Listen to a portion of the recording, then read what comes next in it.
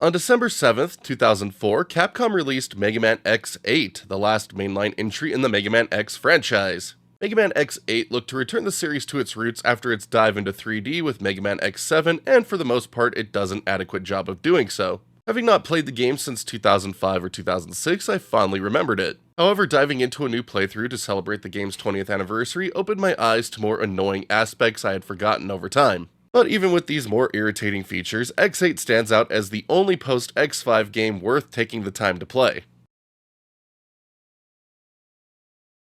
After the events of Mega Man X5, 6, and 7, the human residents of Earth have had enough of living on the planet and endless Reploid Maverick uprisings.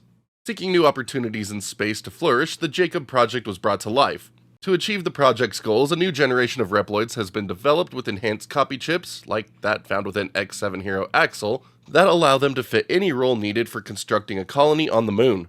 Leading the Jacob Project is one of these new generation Reploids named Lumine. As the project is nearing completion, an accident occurs on one of the elevator cars that has it plummet to Earth. X is in the area and proceeds to look for survivors and discovers that each of the new generation Reploids contains DNA samples of Sigma.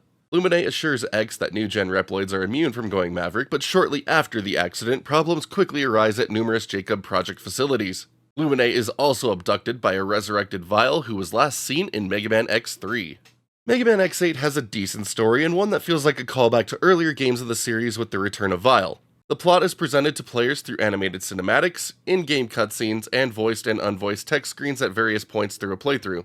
The beginning of the game feels like it skips around and isn't as coherent as expected, but by the end, things get wrapped up neatly enough to be more satisfying even if character motivations don't always make the most sense.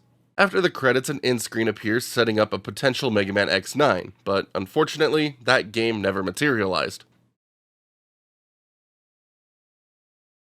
Mega Man X8 is a 2.5D game that brings classic Mega Man X gameplay back to the forefront after the full 3D experimentation found within X7. It feels great to be playing a traditional side-scrolling X game again, and the team at Capcom reverting the changes from full 3D was certainly the right one.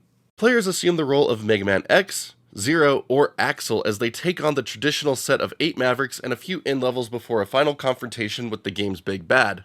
Each level is unique and offers different challenges to overcome and items to find. Most stages are enjoyable overall with some interesting twists, like stealth or powering on the generator choice found within the Dark Mantis stage. There are also a few less than stellar additions along the way, such as the Gigabolt Manowar stage that just feels like a rushed placeholder instead of a well thought out level.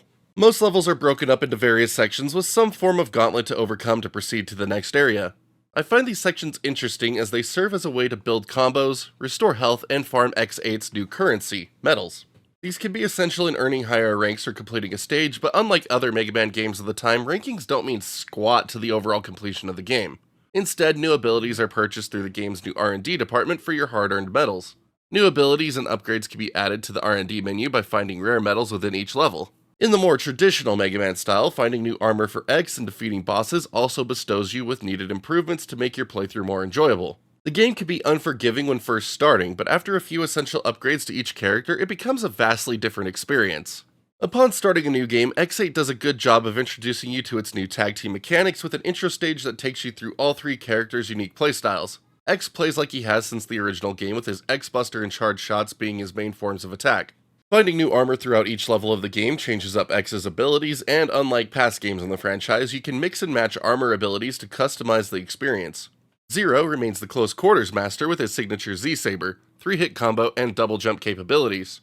New unlockable weapons have been added to help diversify what Zero is capable of, and by the time you reach the end, he remains as OP as ever. Axel has a rapid-fire gun and hover ability that works well for taking out enemies and traversing longer gaps and hazards. Axel also has access to a copy shot that lets him take on the form of certain stage enemies useful for explorations in certain scenarios. At the start of each level, you can select 2 characters to play as. This selection will impact what items you can find during that playthrough, and each character is needed to find everything within the game. You'll need to replay stages to obtain everything, but doing so will make you the ultimate Maverick hunting team. I can't overstate the vast difference the upgrades make in the game. It is ridiculous.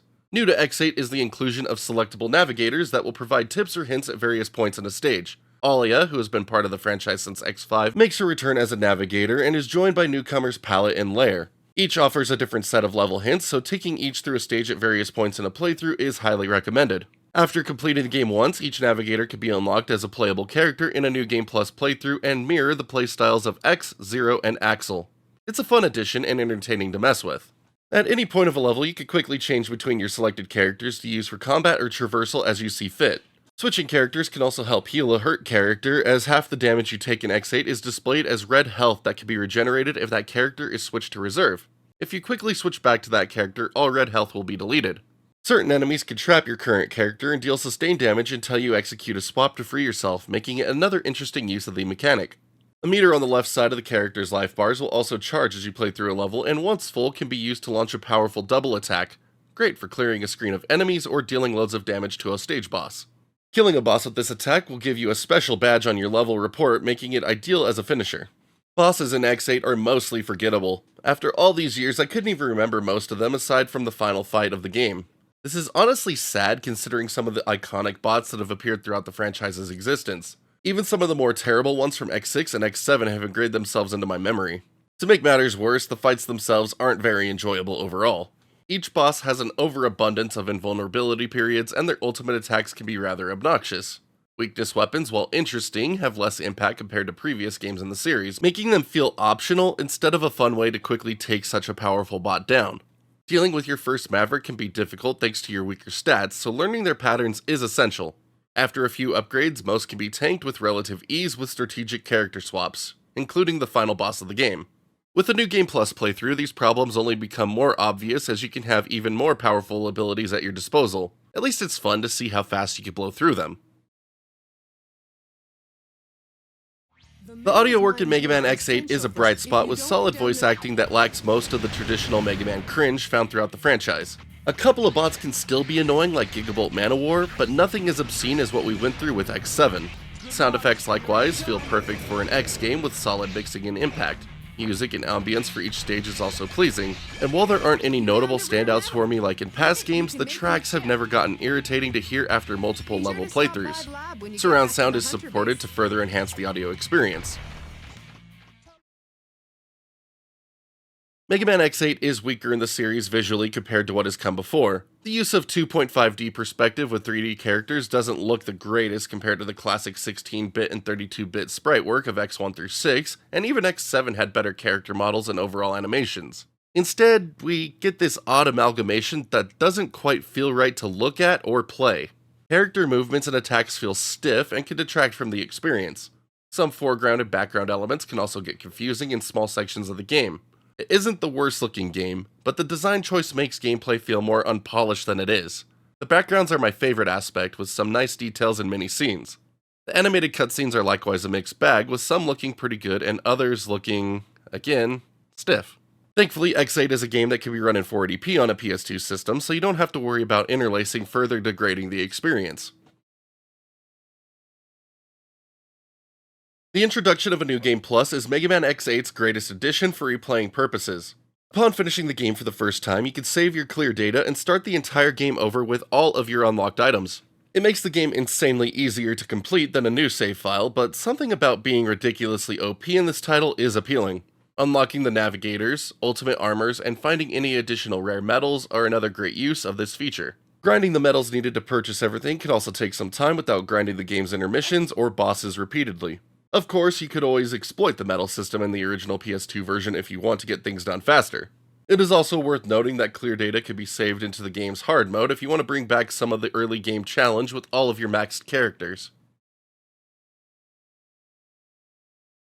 As I have mentioned a few times up to this point, Mega Man X8 can feel unforgiving when first starting. Your characters can be killed in as little as 2 hits from several enemy types, and most stages have an obscene amount of one-hit kill segments. While most levels are unique, they lack the polish of the early 16-bit games, and Gigabolt Manowar's stage is downright a stupid excuse of a level, and its annoying voice work further frustrates me. While others may complain about the bike level, I find it no different than the inclusion of the forced bike levels in X4 and X5. I also rather enjoy destroying the large number of enemies found within. The stiff feel of the game also doesn't help with the lack of overall polish, and I have been screwed over a few times from flaky jumps. Back at release, Mega Man X8 was only available on the PS2. A PC port followed in 2005 across Europe and Japan. The most recent iteration of X8 available to players comes from the 2018 release of the Mega Man X Legacy Collection Volume 2. This compilation combines Mega Man X 5 through 8 in a single game and gives players access to higher fidelity visuals.